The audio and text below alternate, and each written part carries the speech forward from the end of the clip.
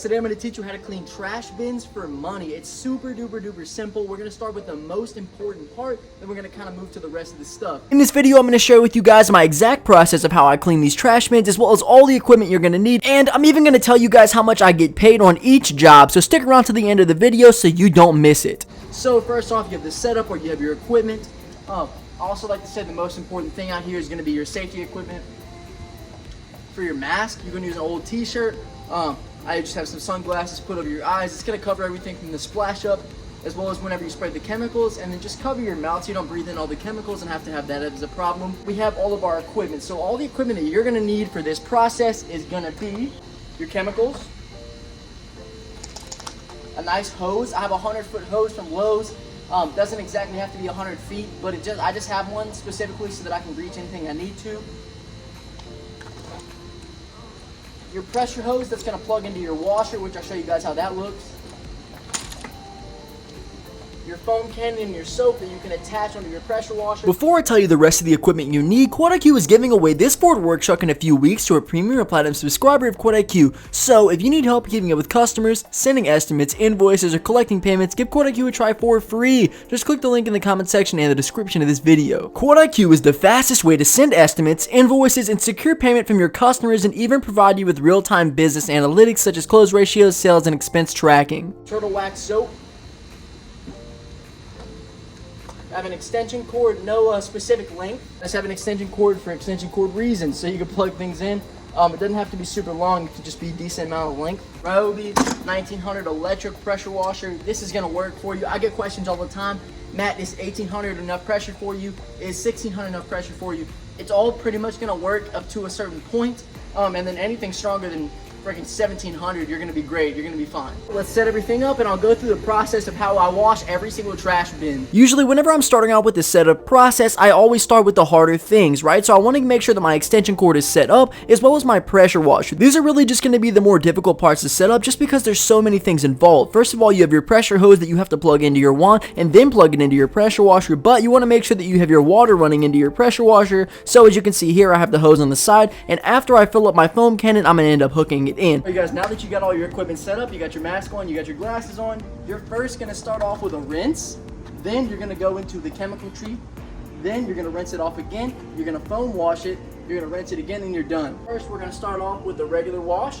Make sure we hit everything, but you want to get everything nice and wet. We don't hit every spot. Get rid of all the dirt and grime. I don't know why I exactly had to say it like that. Yes, we want to make sure that everything gets wet. There's a lot of spots on a trash can that you can miss, so I usually try to make it a good point to hit the bottom of the trash can just in case the customer looks, also behind the wheels, on the wheels, because there's a lot of dirt and grime that can build up there. It really is important to try to hit every spot that you can, because the chemicals aren't really going to take off everything that you see on the can that you're spraying them on, because the water and the pressure should be your main focal point as far as just getting the dirt and grime off. I had a trash can I was doing a couple weeks back with gravel all up in the inside, right? So the pressure to your pressure washer is going to be your biggest friend. Right here, like I was saying before, you want to try to hit all the little weird spots that people might not notice, or they might even notice. So the bottom of the trash can is one spot that I do see that people miss very often. It's super easy to forget. Just like in the very beginning, whenever you have to get inside the can, a lot of people don't want to see the splash go into their face, but you really have to get an above angle. Luckily, this trash can was one of the shorter ones, so I was able to get the wand completely in there, able to see every single crack and crevice that I was hitting. Before I finish telling you guys how you can make thousands of dollars cleaning trash bins for money,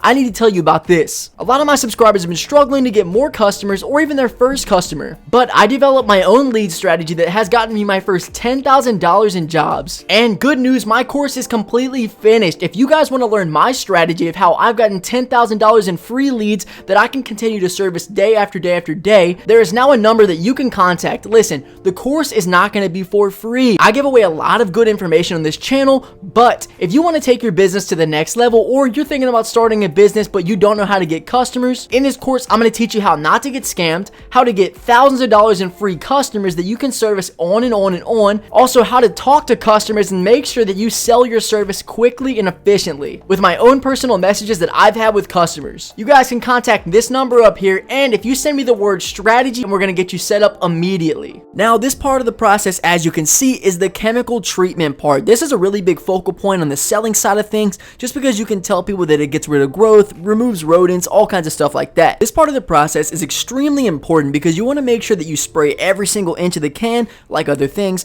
and then you also want to let it sit there for a little while, letting it soak in all the dirt and grime and making sure that everything gets treated before you come back with the second wash. The reason that I do this second rinse off is clearly to get rid of the chemicals, but another part just to be able to catch everything that I might have missed in the beginning. People are going to look at these trash cans and they're going to want an extreme transformation. This is something that I offer all the time when I'm trying to sell this service, is that I only offer the best transformations. Your can won't look like anything it did before when I'm done with it. In case you guys were wondering, on the spray and the chemical treatment process, what I was using was a 2-gallon sprayer that you can find at Lowe's, or you guys can check out one of my videos where I did a whole walkthrough on how to start this can cleaning business. But I just wanted to make sure that you guys got all the chemicals that were inside of it in case you hadn't seen those videos yet. So I do use 1.25 water, 0.75 bleach, and then you're going to add a little bit of degreaser in there. Some people believe there should be more degreaser than I use, but you can choose to do whatever you want. Next, for my favorite part of the process, it's just a foam cannon wash down. Yes, I do use an automotive spray or an automotive foam soap, but this is just because they don't have one that's specifically made for trash cans. Hey, maybe I should set something like that up. But like I was saying, this is one of my favorite parts just because you can get the foam everywhere, and the foam cannon does an incredible job of spreading the soap all over the can, especially inside. You get this huge array of bubbles that pop out of there,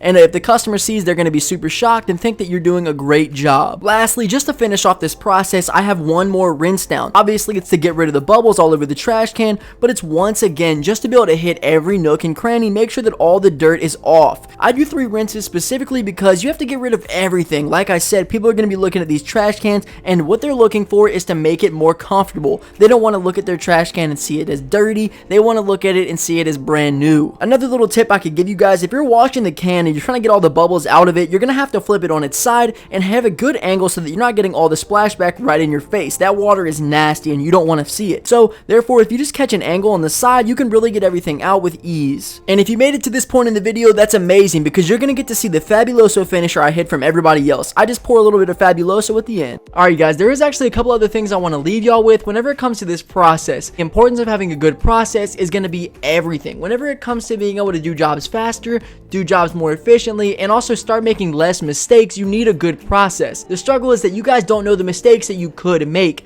So I'm going to give you guys a couple that I made that I really want to teach you right here. So whenever it comes to your pressure washer and your pressure washer wand, the first thing that you need to do whenever you hook your pressure washer up is to make sure the water is connected, and then make sure your wand is connected to the pressure hose into your pressure washer. Then you guys are going to spray the water through your wand before anything, okay? So you need to make sure that water's coming out there in a solid stream, or you're going to tear up the engine in your washer and you're going to ruin everything. Whenever you hook the water up to your washer, make sure that your pressure hose is also hooked up to your pressure washer, and then run it for a couple seconds, make sure the water is a solid stream, and then you're going to be fine. Then you can turn the pressure washer on. This isn't necessarily a mistake that I made, but it's going to help you guys out in speed of picking up. So whenever you're picking up and you're unhooking your pressure hose from your pressure washer wand, you need to make sure that you spray all the water out of your wand first after you turn the water off, or you unhooked it from your pressure washer.